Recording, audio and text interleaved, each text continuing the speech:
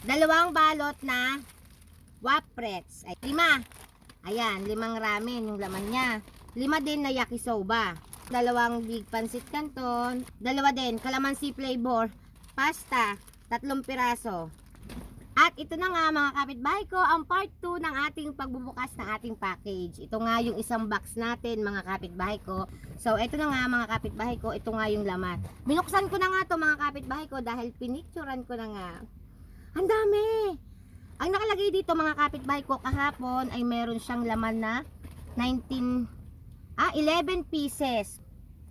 At ito nga isa mga kapitbahay ko ay ganun din yung laman niya. Diyan! Oh, meron siyang laman na 3, 5, 7, 9. 9 pieces yung laman niya mga kapitbahay ko at iisa-isahin nga natin. Ito nga mga kapitbahay ko ay nabawasan ko na ng isang noodles kanina kasi gumawa ko ng content at iniluto ko na. Meron siyang kasamang, ayan, 3 ramen, 4, 5. Ayan, 5 ramen yung laman niya. Tapos, meron siyang yakisoba, 2, 3, 4. Yan, 5 din na yakisoba. Oh. Tapos, meron siyang isa, ay bale, nga 5. Tapos meron siyang 2 big pancit canton. Ayan ang flavor niya is, hindi ko makita, chili mansi, 2. Tapos, meron din siyang kasama na payless din siya, ayan. 2 din, calamansi flavor. Pagpagan mo anak. Tapos ito meron siya ditong pasta. 3 piraso. 2 balot na Waprets. Ayan. Ito po ang laman ha. 2 balot na Waprets at saka po itong mga noodles na ito. At ito naman po ang kasunod. Ayan. Meron siyang 9 pieces. Dito ko pala kinuha yung isang pasta. Ayan. Meron siyang 3